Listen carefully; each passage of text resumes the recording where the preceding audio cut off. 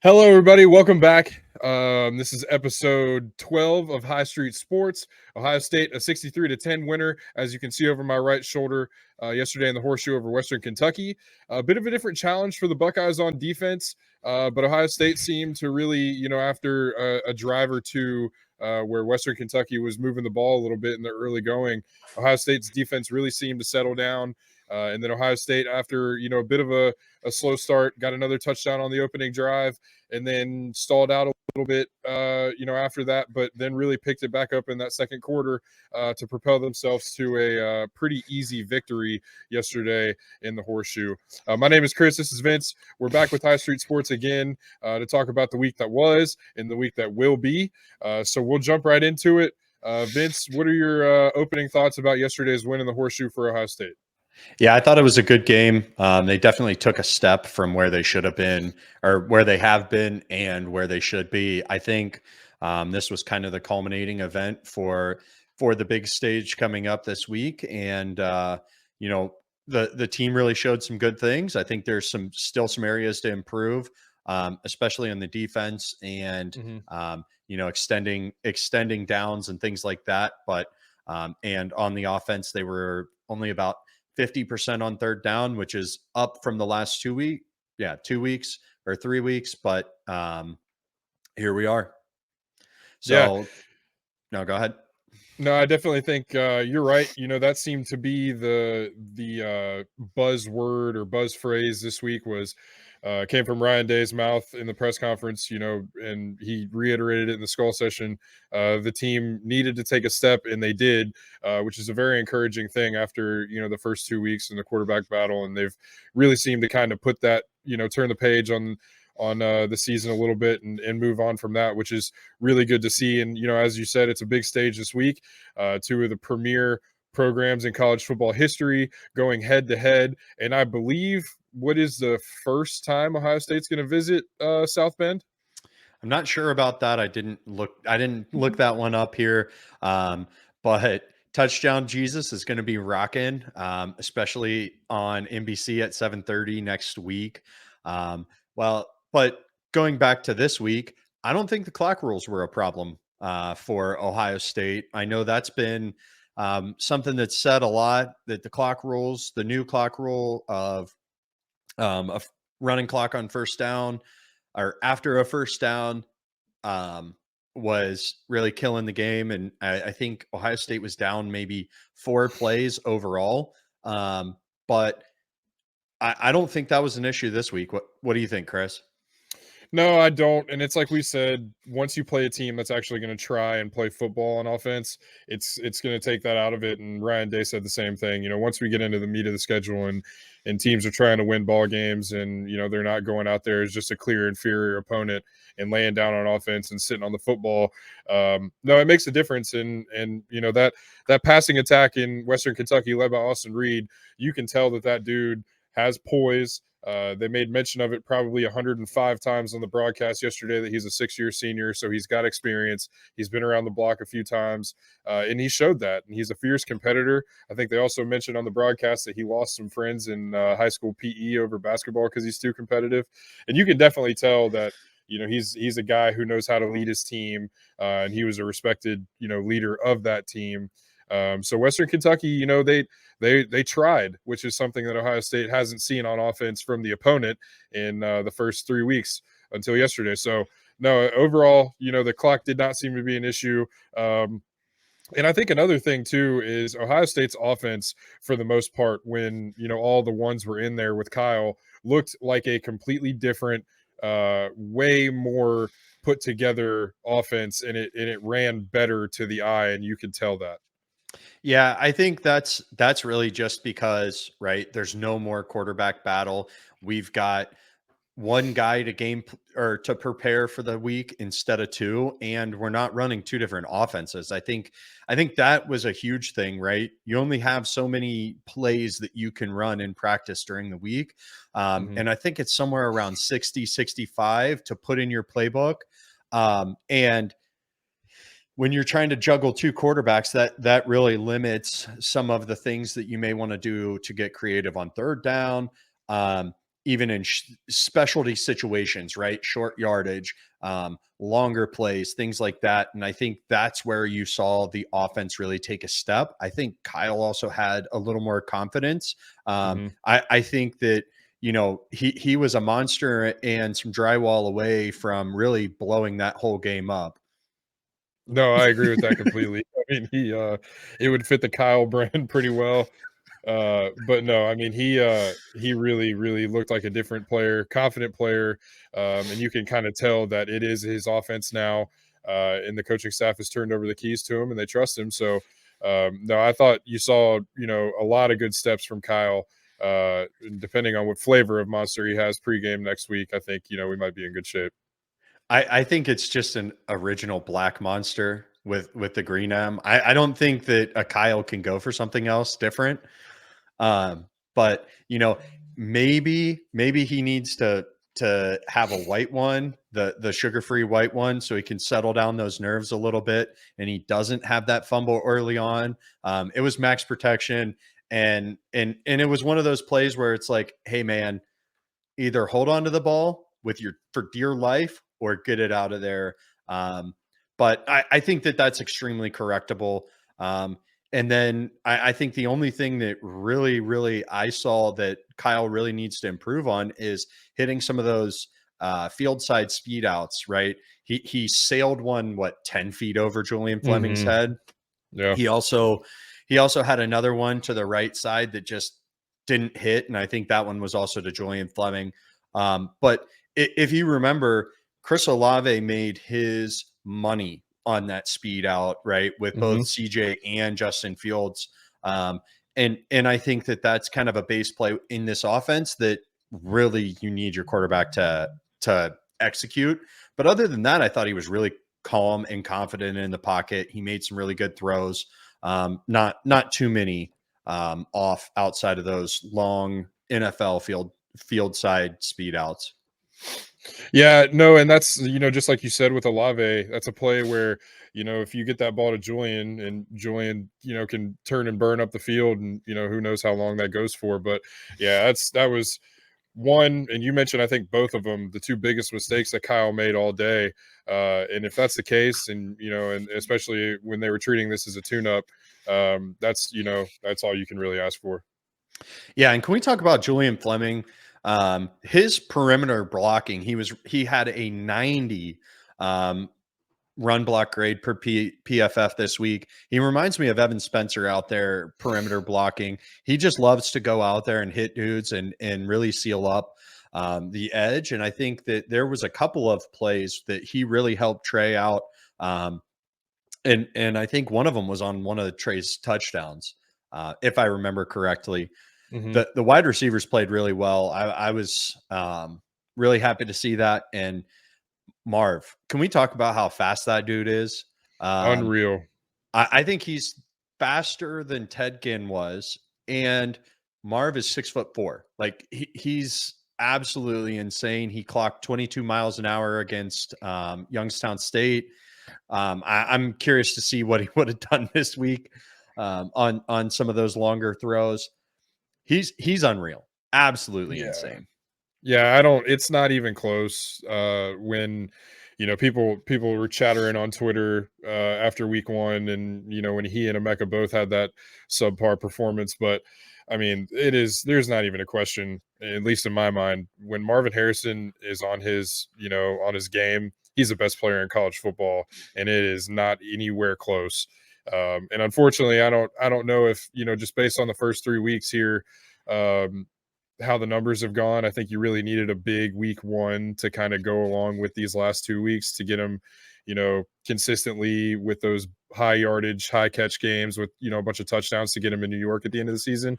But, good Lord have mercy. When that dude is hot, there's not a single player in the country that can guard him. And you mentioned that he's 6'4". They showed a shot yesterday behind Marv, with the corner standing in front of him, and he had like 6 inches on the corner, and that's a tall task, no pun intended, for that corner to cover him. Yeah, that was Upton Stout there, the Western Kentucky's top corner. Probably one of their best athletes on the field outside of um, their wide receiver that had a fairly good game. I can't think of his name right now, Yeah, I can't either. but he was good. I thought that Western Kentucky did throw the ball really well.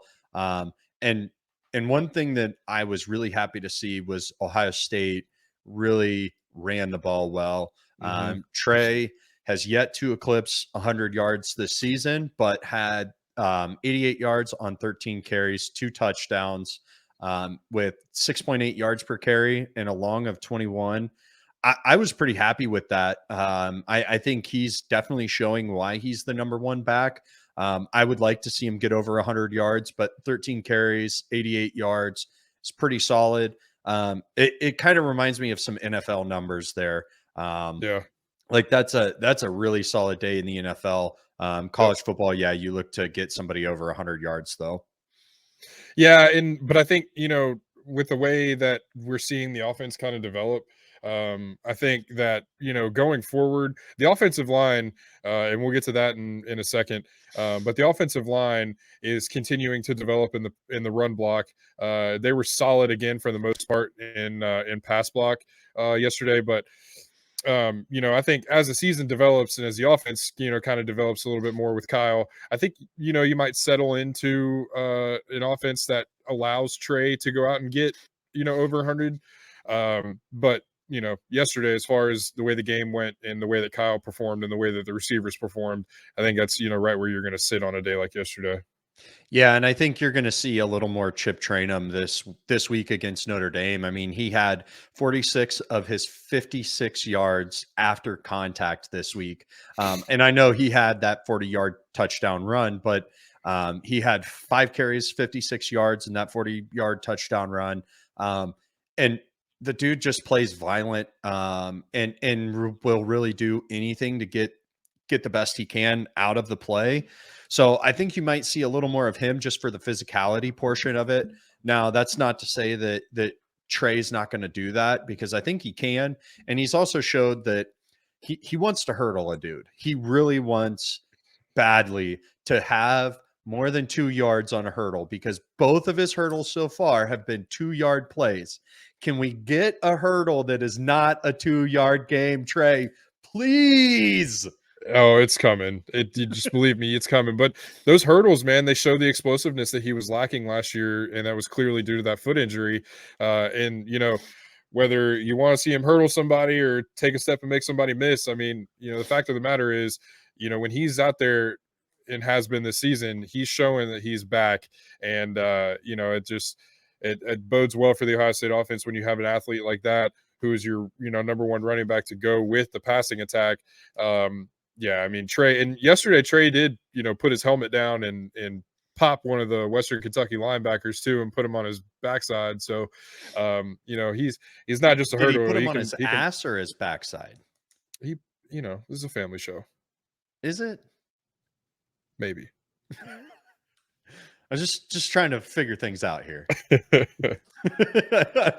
But no, Trey, to go with that athletic ability, he has the capability as well to lower the boom on a linebacker, when he gets that chance. So, but no, and you mentioned Chip is the number 2 running back, and I think it's just that. I think Chip has done enough to show this coaching staff that he is the number 2 behind Trevion.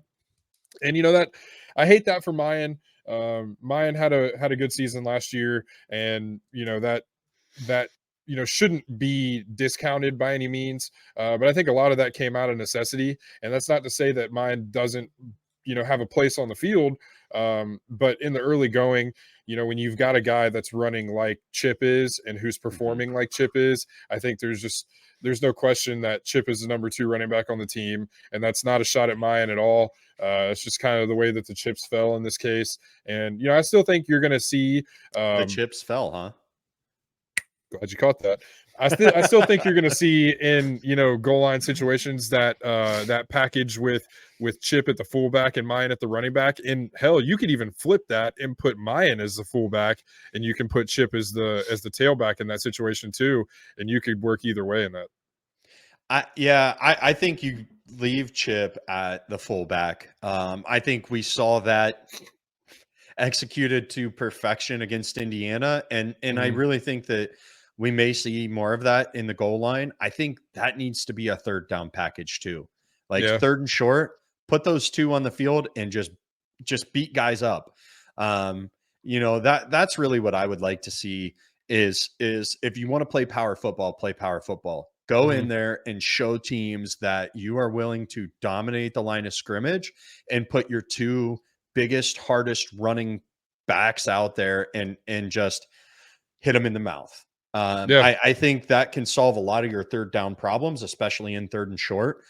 Also, you know how you solve some of your third down problems too. You get first downs on first and second down. Correct. Like that's I mean, just don't get to third down and you don't have to have third down problems. Um, but no, I think Mayan is maybe dealing with a little bit of an injury. I know that he was a little banged up towards the end of camp, so he could be working on an injury. Also, this could be to get Trey's confidence back, right? His confidence clearly suffered after last season, and showed showed a lot. And we know that injury was part of that. And I think that Chip's just playing better right now, but I think we're going to see Mayan. I think we don't. I don't know that it's really still a 1-2-3. I think it's a 1-2A 2B, where it's ride the hot hand behind Trey. Mhm. I know that Georgia's kind of done that same thing the last couple of years, and I like that, considering some of the injuries that we've had at running back over the last few years, and also just keeping guys fresh because we know that running back position, those guys get beat up quite a bit. Well, and last year, if nothing else, taught you that, if you if you don't have 4 or 5 of them, it ain't gonna work because they're at any given moment, Ohio State was down to their 3rd, 4th, 5th running back last year a number of times, and, and I think last year really played a part in some of these guys being as good as they are because, we never would have been able to find out how good Mayan is had that stuff not happened last year. And that really put the room in a position to where it's no longer next man up. Really, it's like, all of those dudes 1 through 5 Mhm. can go out there and get you 100 plus. You saw it with Down Hayden. You haven't seen it with Evan Pryor yet, but I think that time is coming. We just have to be patient there.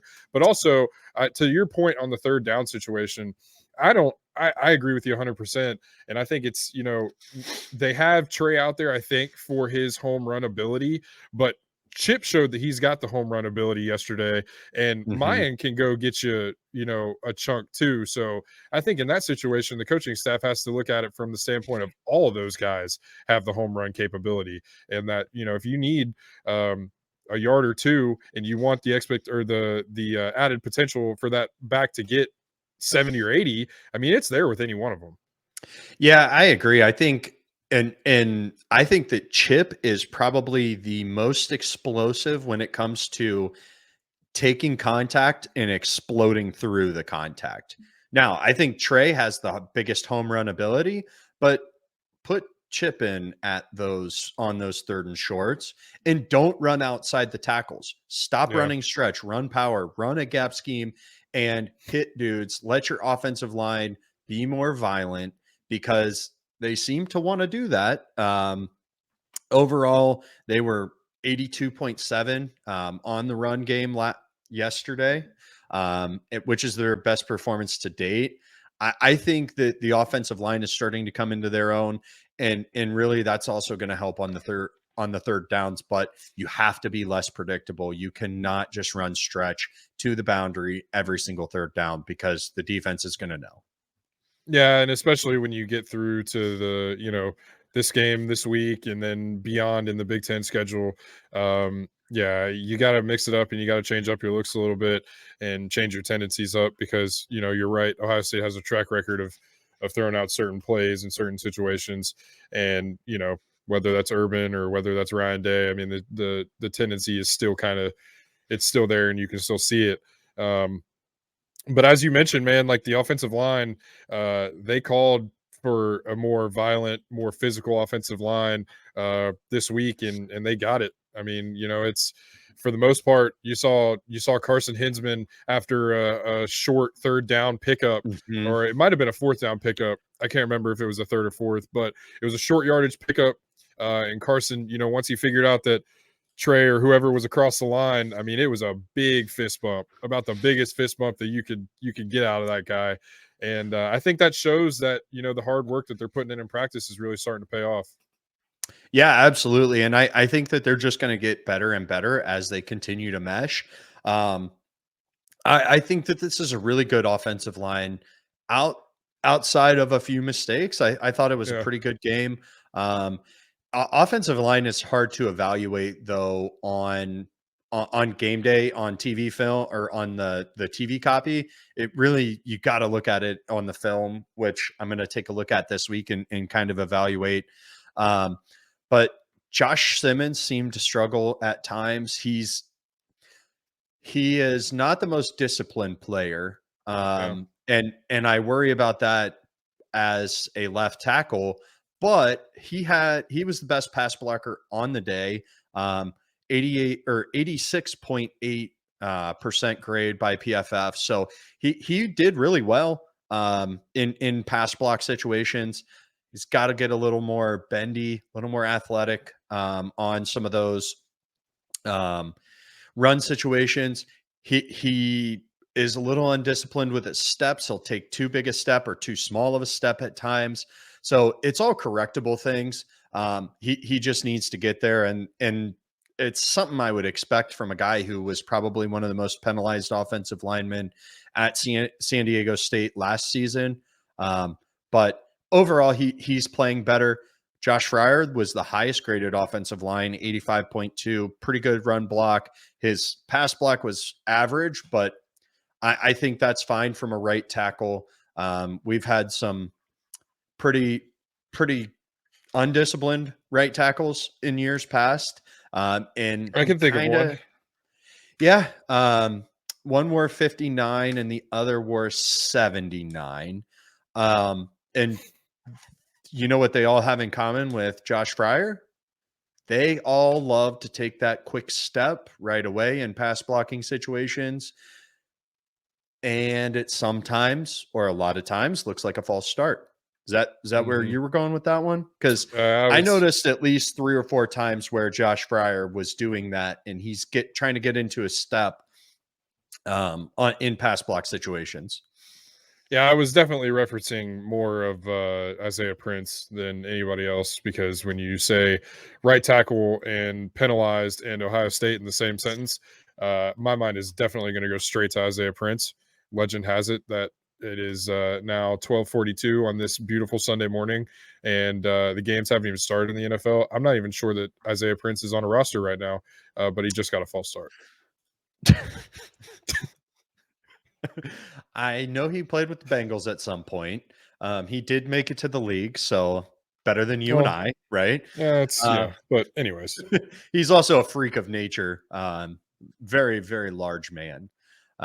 No, if you're good enough to start at Ohio State for 3 years, I think that you can get a pass on some of those penalties. But come on, man, 3 years. Let's talk about some tight ends here. okay. Cade Stover, best receiving tight end on the team. I don't Hmm. think that there's any question about that. However, my goodness, he looks like a white guy. He is not the fastest guy in the world. Um, he got chased down from behind, and a hammer fist came over his shoulder and knocked a ball out. Um, but he recovered. So there's that. And don't take this as I'm not a big Cade Stover guy, because I am. Farmer Gronk is my dude. We got to get better on that perimeter blocking, though. His feet are Yeah. slow. You got to pick up those feet. I don't know if it's stop wearing offensive lineman shoes, or if you just have like lead weights in the bottom of your shoes, Mhm. or what. But you might want to check that out. Talk to Coach Mick, or maybe the equipment guys. They could probably hook you up. Something, man. Yeah, he's just, I mean, he's a big boy, big tight end. So which is no excuse. You want to see him get out there and be physical out there on the perimeter and do a good job blocking. But yeah, I mean, he's a big man, trying to get out there and do the best he can, man. I don't know. It's a big dude out there, trying to move some blockers. But when you're matched up against a quick DB, you really got to be quick on your feet and Hmm. go out there and get that job done. To seal up the run for whoever it is. But yeah, I mean it's definitely an area that he needs to get better at. But he had a couple pretty long receptions yesterday. Um, Yeah, yeah. his longest of 40. He had 5 receptions, 90 yards, 18 yards per reception. 40 was his longest. So he had a really good game. I think that's I think that's either close to or um, just under what he had against Indiana. Yeah. I thought he played really well. Don't get me wrong there. And speaking of another guy who kind of played really well, but was kind of quiet, Mr. Carnell Tate, that Oh, dude. pass and catch from Devin Brown was absolutely amazing for their combined first touchdown and first touchdown each as Yeah. No, Buckeyes. I definitely you could tell a difference when Devin got in the game yesterday too. I mean, it's a load off both of their backs. It might not have been the result that Devin wanted out of the quarterback, competition, but you can definitely tell that both players have put that behind him. Devin's going to do the job that he needs to do. He's going to stay prepared, and he's going to be that reassuring backup that the room needs. And when you get out there and you let the guys get meaningful reps, I think that was yesterday was probably the best depth day that Ohio State's had, getting in, the depth pieces, getting a meaningful snaps, and not just running the football for a quarter and a half. They really went out there and let Devin throw the ball, and they let him, they let Carnell Tate go out there and run routes, and they ran a real offense while they were in the game, and that's something that they should have done, and they did it well. And Carnell Tate just continues to flash every time he's in the game, and every time his number's called, he flashes and he looks really, really, really good. Yeah, I think Carnell Tate's going to be one of those guys where at the end of the year we look at him and go, wow, that guy's like Chris Olave his freshman year. I think Carnell Tate is going to just continue that gradual build up to a bigger and bigger role and take some of those snaps away from Julian Fleming. But I think you're going to be more of a rotational basis with those two because Julian Fleming, don't get me wrong, has some good ball skills. He can make some catches. He had 2 for 17 yesterday. But where Julian's the most impactful is in that run game Mhm. and blocking on the perimeter. So that opens up screen game. That also opens up some of those stretch runs. So you really, really have to keep him out there when you want a good guy or a guy that's going to block for you. Yeah, you mentioned Julian Fleming, and then you also mentioned that you thought that he was likened to an Evan Spencer, which Buckeye fans might remember. Do you think that Julian is capable of delivering an Evan Spencer to Michael Thomas like dot when his number might be called? Yeah, but who's Michael Thomas in this situation? Is it Marv? Because I think that's the only guy that can do that. I mean, if you need a jump ball thrown to anybody, I'm going with that freak number 18. So yes. Maybe we'll have to see. I'm not sure. I don't know what kind of arm he has. I don't know if he's been chilling with Devin or Kyle. Right? I mean, is he more of an athletic guy or is he more of a pocket quarterback guy? Well, we'll see what the situation needs I mean, if that ever arises. he did play a triple option offense in high school, which made him. I think is why he's such a good run blocker. But Mhm. so I don't know if there's a lot of passing going on there. So maybe I'm gonna say no. I think that But was a once in a blue moon thing there but a beautiful dot from Evan to Michael Thomas there. I don't know. I think we have I think we have from time to time guys who transition from quarterback to wide receiver, maybe from like their high school days to college days or college to pro. Antoine Randall L., one of the greatest returners ever to play the game. Indiana quarterback, by the way, not very good. All right. And on that note, that sums it up. Yeah. Sums it up for the offense, I think. If you want to move on to the defense, we'll talk about another pretty convincing day for the defense. I mean, there was a topic of discussion, and it seemed that everything that Ohio State fans and coaches have been talking about all week long made it onto the broadcast because they hammered it home when the defense first got on the field that they need to see more production out of the defensive ends, which I think we got yesterday. Not the way that you would like with the sack numbers, but Jack Sawyer and JT both were in that quarterback's face and in the backfield all day long. Yeah, 5 hits, 2 from Jack, 2 from JT, and 1 from Tommy, all on 20 total pressures for the day. The 2 sacks were from Tyleek Williams and Mitchell Melton. Interesting.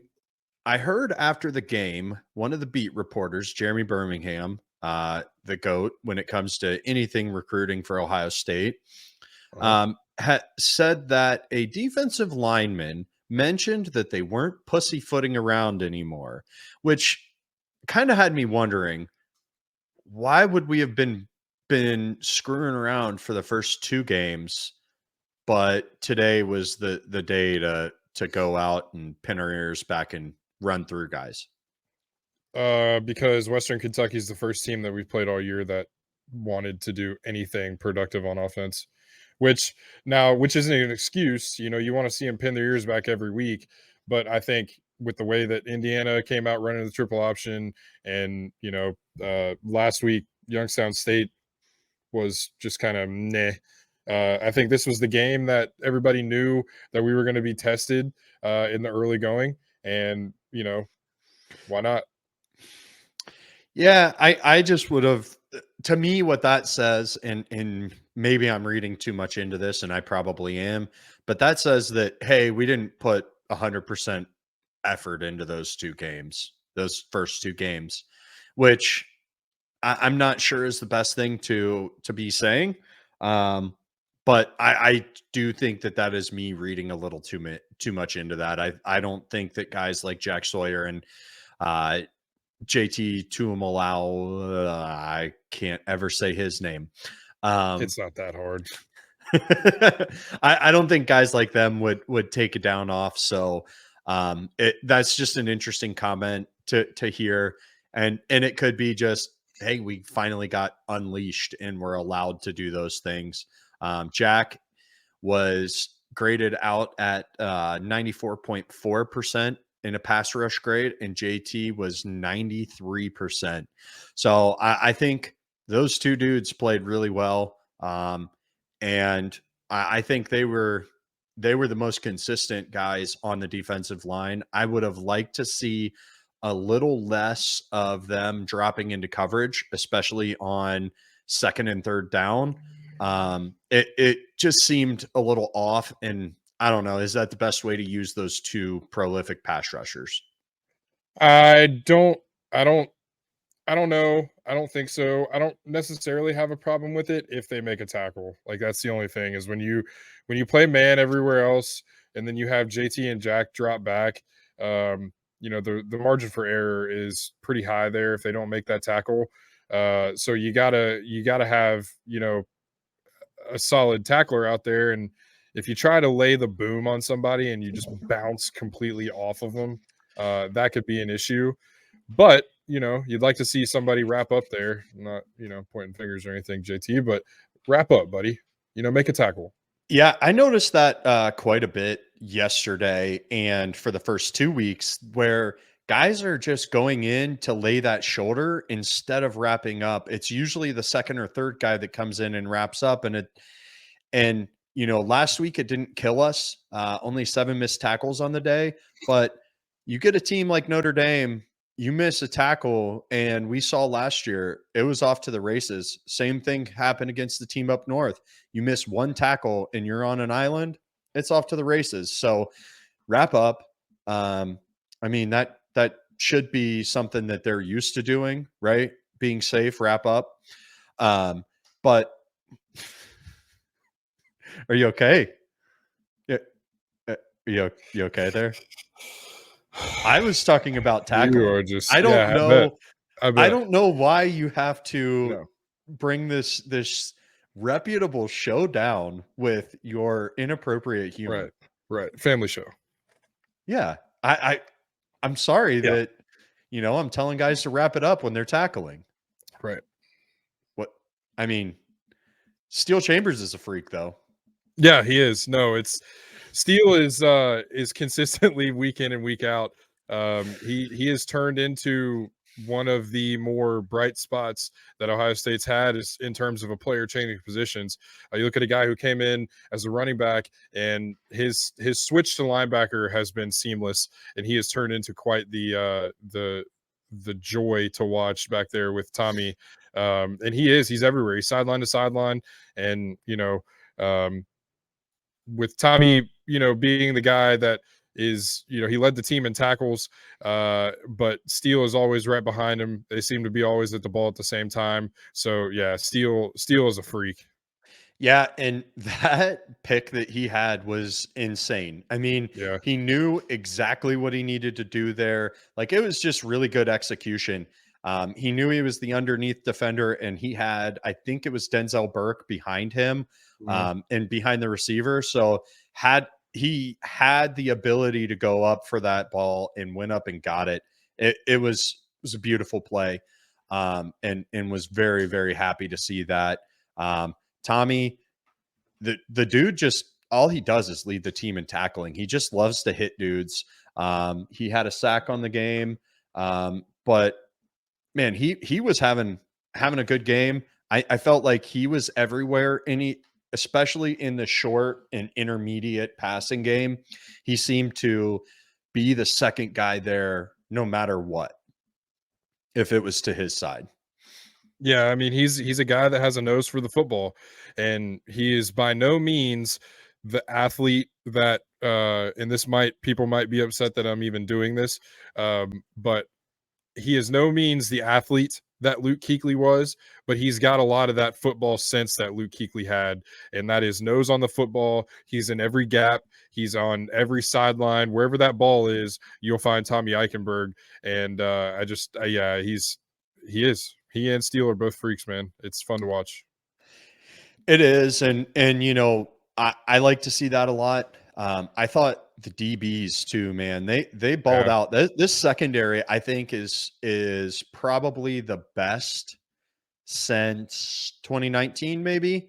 yeah. And I think it could be better just because you've got Denzel Burke. He had another fantastic day in coverage. Forced that fumble that Tyleek ended up with, and had that awesome celebration. Oh, Feed the big bear boy the honey, touchdowns are man. the best, Oh man. yeah. Big boy touchdowns. You can't beat them. But he just went into that pile and said, "Hey, give me that bread." Yep. Because that's what happened. He just said, "Hey, this is mine." It almost looked like a rugby scrum where he just was like, "Oh, I'm the guy. I'm the guy to get it out. See you later." Yeah. Yeah. Yeah. um, but no, I like seeing Tyleek have a good day. Had that touchdown. He had two tackles for no, sorry. He did have a sack though. Had a good day. I Mhm. thought. No, I Um, agree. And it's a guy that, last year we were kind of clamoring, what's going on with Tyleek? Where's Tyleek been?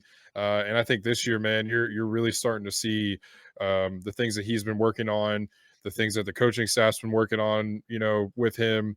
Tyleek is a guy who, if he can play at a high level, that changes the complexion for Ohio State and adds another like really dominant person up front, and somebody that can really get after it and make plays. Yeah, I think this defensive line really can be the best in the country. You've got two tackles, Tyleek Williams and Mike Hall Jr., who are absolute athletic freaks. I mean, Yeah. both dudes are over 300 pounds and move like they're 200, right? And then you've got JT and Jack out there. I think it's setting up for really good football down the stretch. One guy I'd like to see a little more on playing with the ones is Mitchell Melton. I Yeah. think he is a freak. He reminds me of, he looks kind of like Baron Browning and has that twitch that Javante Jean-Baptiste brought to the defensive line. Maybe he can be more consistent than JJB. I think that's really where they needed is a second guy to come in outside of Caden Curry, right? Because we know Caden Curry's a freak too. He's pretty good. But I think Mitchell Melton might be taking some snaps away from Kenyatta Jackson here in the near future, just because Yeah. I think he's got that twitch.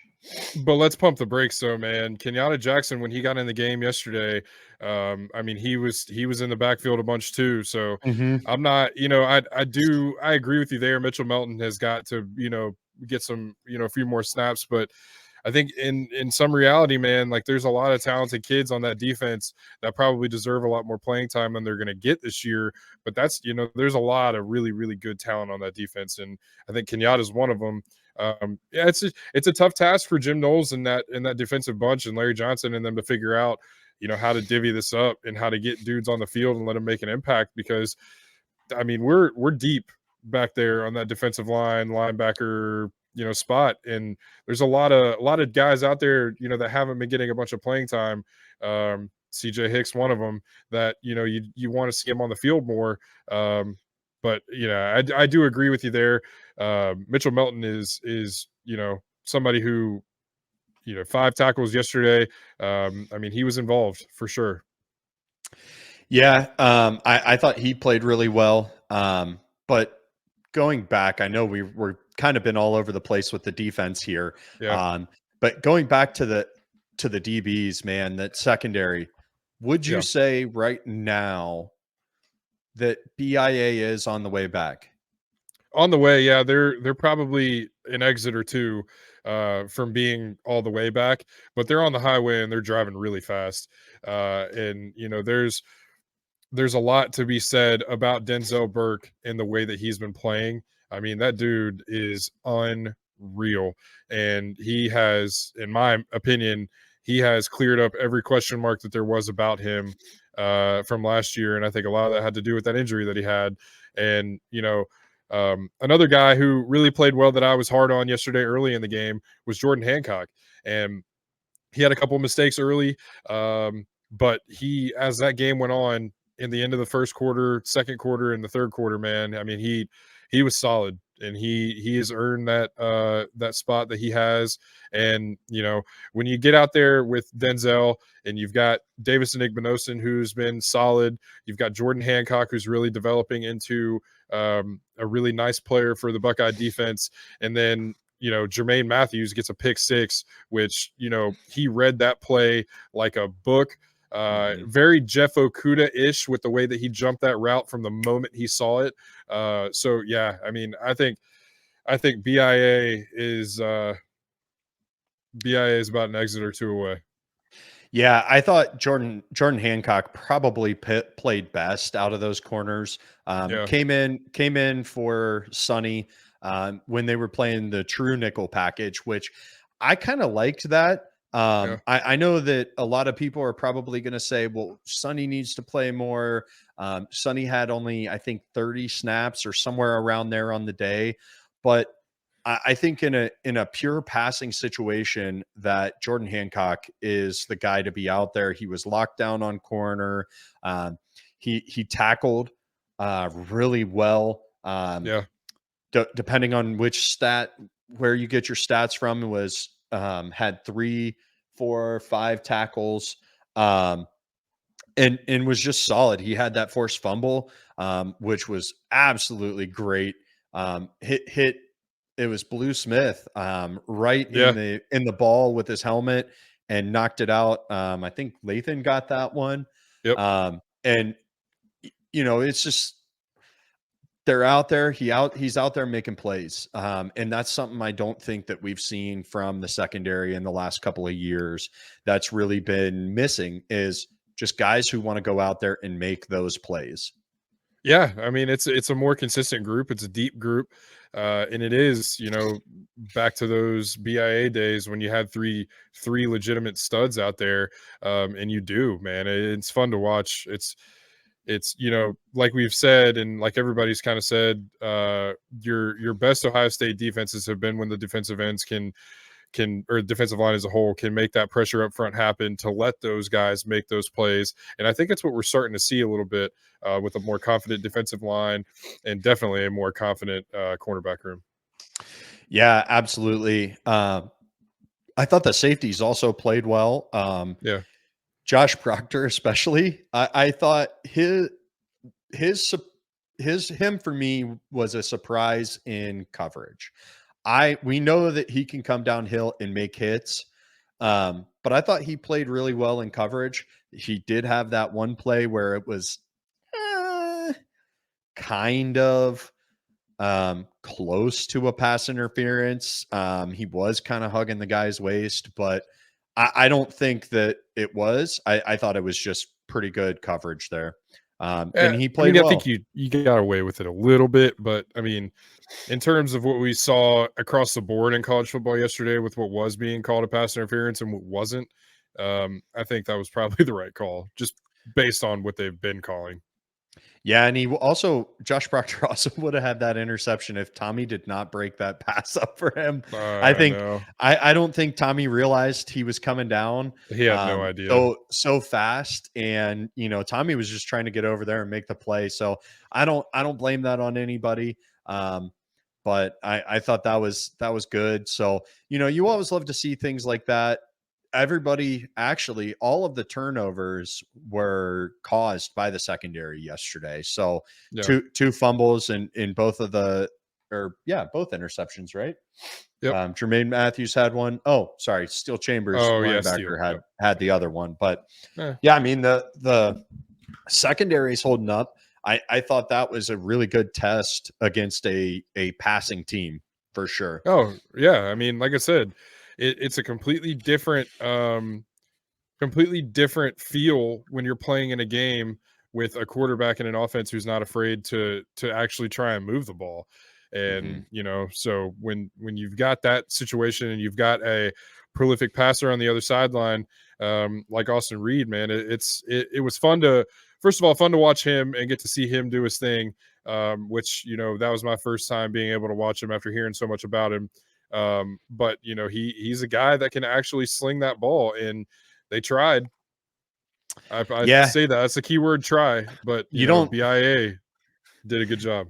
Right. You don't lead the country in passing for not being able to throw the ball. So yeah, he definitely lived up to the billing. I don't think his receivers were that great though. No. Hearing there was a guy from Columbus. I can't think of his name off the top of my head, but then there was also Christian Blue Smith, who decided that during the week that this game was personal to him. And I don't know that always works out very well for you. He was targeted 5 times, had 2 catches for 40 yards, and that fumble that was very costly. So, well, in a very bad what was it, an unsportsmanlike conduct penalty that got him just berated on the sideline, which it was a bonehead play. You can't do that. And whether or not Denzel had a little bit to do with starting that, we won't talk about that. That's fine. But the reaction always gets caught, and he reacted in a poor way, and it hurt his team. And that was a drive where they were driving, pretty good on the Buckeye defense. And we've seen time in and time again that, costly penalties can absolutely destroy the flow of a drive. And I think they ended up scoring on that drive anyways, if I'm not mistaken. So I think that was their field goal, because they were down inside the 10, got that 15-yard penalty, came out, or they were down near the 10, sorry. Yeah, got that penalty, came out to like the 25, 26, somewhere around there. And then I'm pretty sure that that's where they kicked that field goal. And so that would have been in the Yeah. first half. Yeah. Well, Blue, don't be sad. Most times when people come in the shoe, it ends that way too. So nothing Yeah, personal, and just business, baby. yeah, and I think that, I think it showed that, hey, there was probably a reason he transferred. Not to say the kid's not good, because I think he's a good receiver, but you just worry about guys who are highly rated and coming in um in after transferring. But moving on, as I continue to ramble on for no reason, moving on to Notre Dame. Next week we play them at 7:30 on NBC. This is actually, I believe this is a part of the Big Ten deal rather than being the broadcast rights for Notre Dame for this one.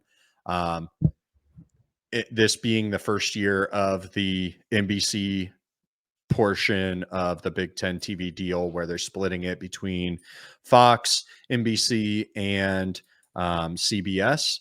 So I think that'll have put Ohio State on every network so far that carries Big Ten football.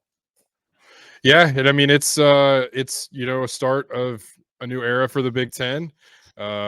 We've already seen a game on CBS, which was a very bad intro for Ohio State fans to be on CBS. Like you mentioned in that Indiana recap, neither one of those announcers looked like they wanted to be there or were interested in that game at all, which really sucked for the intro for CBS to Ohio State fans.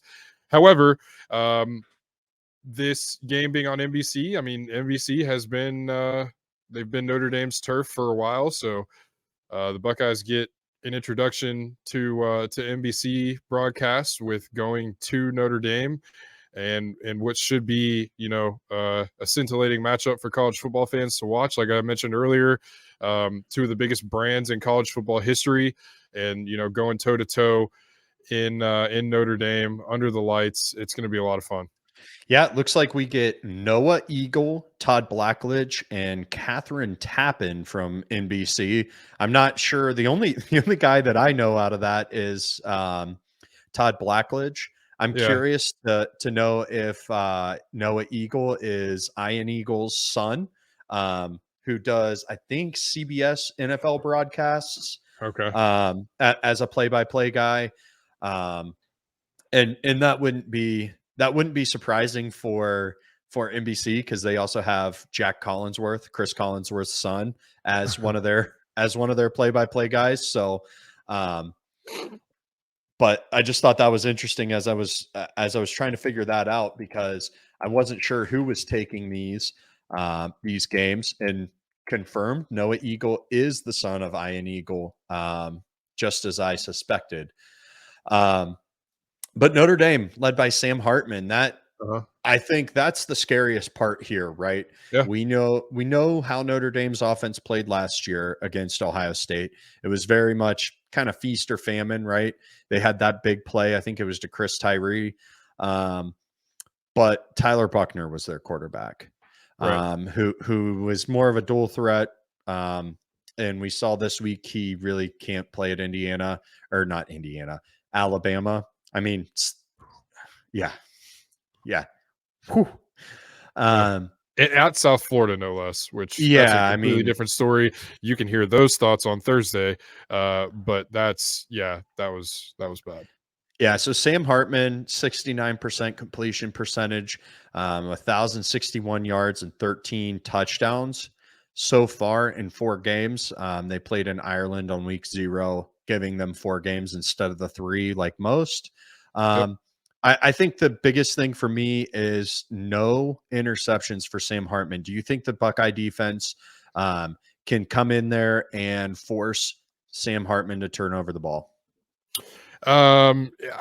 Short answer, yes. Long answer is we're really going to see what Ohio State's defensive line is made of. This will be their toughest test to date when they go into South Bend this weekend to face that Notre Dame offensive line, who is pretty damn good in their own right. So I think it's going to be dependent on how clean Sam Hartman is. If he's on his feet all day and he's got enough time to sit back there and make his reads and throw the ball, then it could be a long day for Ohio State's defense. But I think that where Ohio State has the advantage in this matchup is their DBs going against Notre Dame's receivers. And when you look at the talent that the Irish have, they've got Chris Tyree, who you mentioned a while ago, and Tobias Merriweather, who again is a pretty talented receiver in his own right, 6'4", 204. So he's a big kid. But when you look at those guys versus what you've seen out of Ohio State at the cornerback position, I would give the edge to Ohio State's corners there. I think Denzel Burke, no matter who he's on, no matter what side of the field he's on, is going to have the upper hand in those matchups. So that's where you really look to see if Jordan Hancock is for real and if he can continue that consistent level of play. And then you look for Davison Igbinosun to make an impact there as well. So in short, I think Ohio State does have a chance to turn over Sam Hartman a couple times next week. Yeah, so Tobias Merriweather, 6'4", 204. He's the second leading receiver on this team.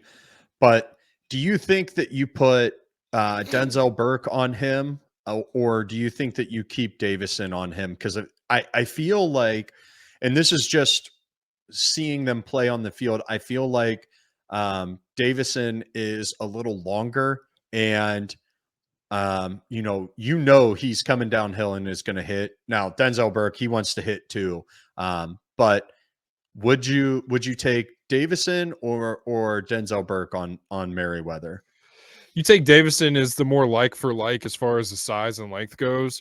I don't know if I have a preference there. However, I do know that if you looked at Denzel and asked him that same question, he's going to say me every time. He's Denzel's going to be, I want that guy. Let me go lock him up. Let me put the seatbelt on him and let's go out there and work. And I think it might be a combination. They might switch maybe from time to time, but I think Denzel might be the primary there. Can we go back to that celebration real quick? Because is it a seatbelt or are they putting a sword in its sheath? No. You're grabbing the seatbelt from the top and you're putting the seatbelt on them. Or straps. Okay. I'm pretty sure that it is a sword going into a sheath. I think it's a seatbelt. I think you're wrong. We can agree to disagree. Moving along to the Notre Dame run game. Audric STMA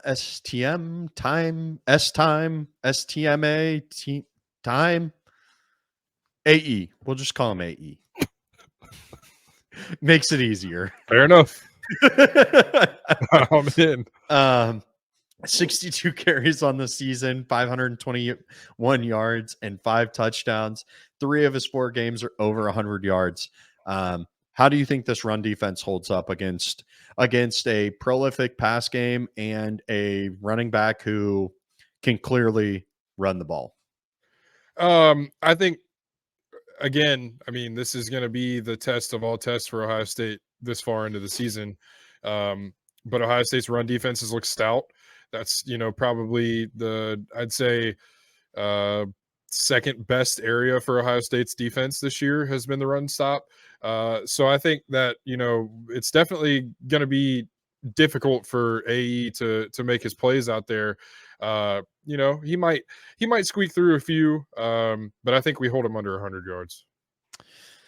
I think you're right. And I think that, Notre Dame really hasn't played anybody. They played Central Michigan. They've played Navy. They've played they played NC State, which has been probably the best team that they played in a delayed rain-soaked game that was really weird. But I don't think they really looked that explosive against Central Michigan, despite Sam Hartman throwing for over 300 yards and AE running for like 176. I don't think that they looked that good. And then this Notre Dame defense, are we sold on it? I know that Marcus Freeman has had good defenses in the past, and can make guys look better than they are. But what are you thinking on this Notre Dame defense? I think, just like you said, there's not really much to go off of here. They did play a pretty bad looking Navy team. And then NC State is, not very good offensively.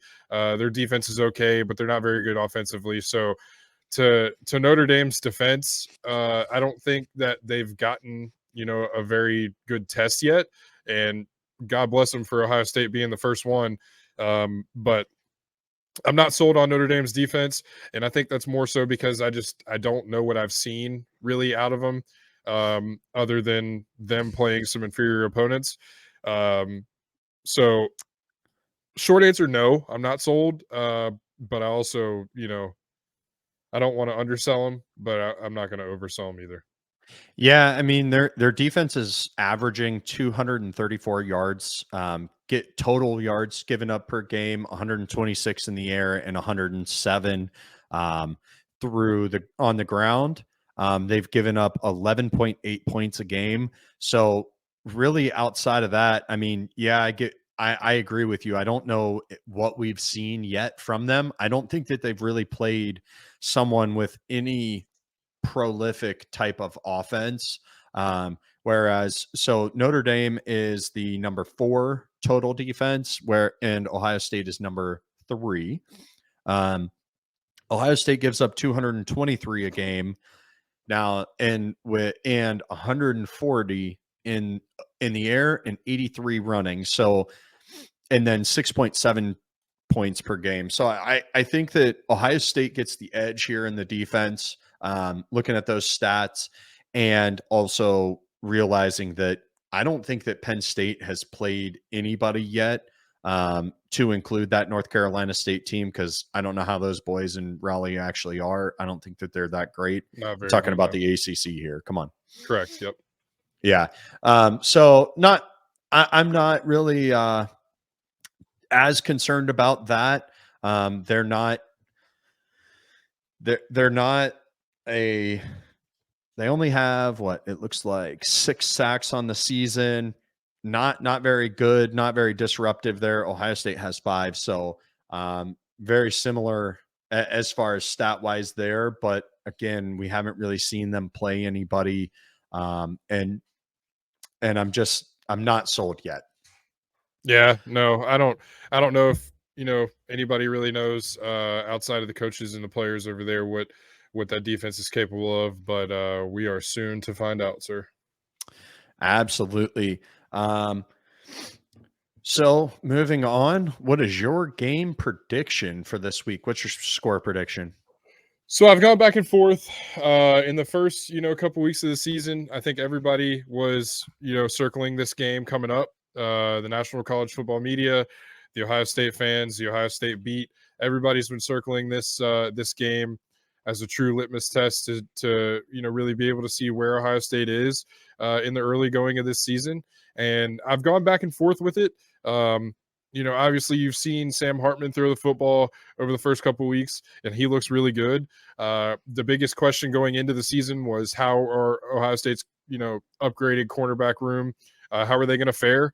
And they've looked pretty damn impressive. Another question was, how is Ohio State going to do against the run? And Ohio State looks pretty damn impressive against the run. And you know what you're going to get out of the middle of that defense and the linebackers. The key here in this game is going to be, can Ohio State get constant pressure in Sam Hartman's face, and can they make him uncomfortable? And if they can do that, that's going to bode really well for Ohio State. And if it turns into a situation where Ohio State can limit big plays, which obviously is the buzz here. Everybody talks about the big play.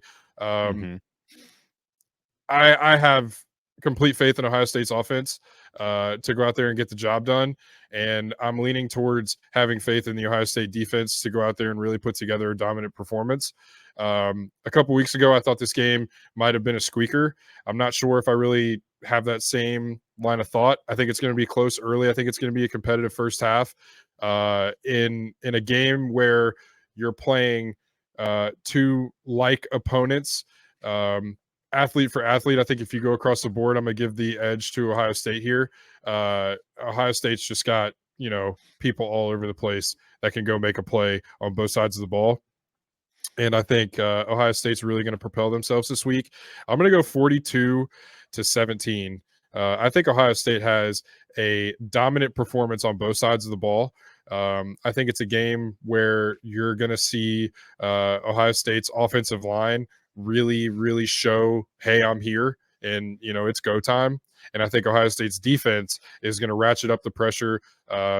Might have a long play or two just based on the way that Sam Hartman can throw the ball. But I think when you get down into the inside the 40-yard line, Ohio State has shown that they can ratchet up the pressure and they can make a stop on defense when they need it over the last few weeks. And I think that's going to bode well for Ohio State. So that's my prediction. I think the Buckeyes go into South Bend, and I think they take care of business this week.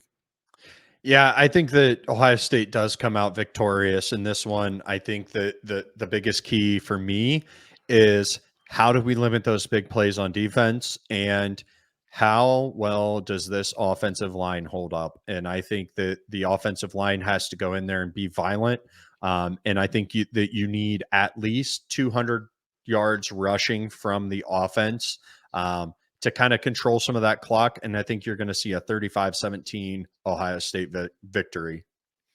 And on that note, I think we are done here. I think that's it. I think, we're moving towards a big one, guys. And this is about as big as it gets. The Ohio State Buckeyes will travel to South Bend, Indiana this week for a top 10 matchup against the Notre Dame Fighting Irish. This is going to be an exciting one. This is about as pumped as I've been for an Ohio State game in a couple years. I think, it's going to be cool to see, the Ohio State fans hopefully take over South Bend and see a bunch of scarlet and gray in that stadium. I look forward to it. Vince, you have any final thoughts? I do not. Let's go Buckeyes and beat Notre Dame. Let's get violent. Yeah, let's do it. I think it's now's as good a time as any. You see the W over my right shoulder. Ohio State a 63-10 winner over Western Kentucky in the shoe to propel them to 3-0. Vince, we'll get out of here by saying your favorite phrase out of Ohio State. What's the best thing about 3-0?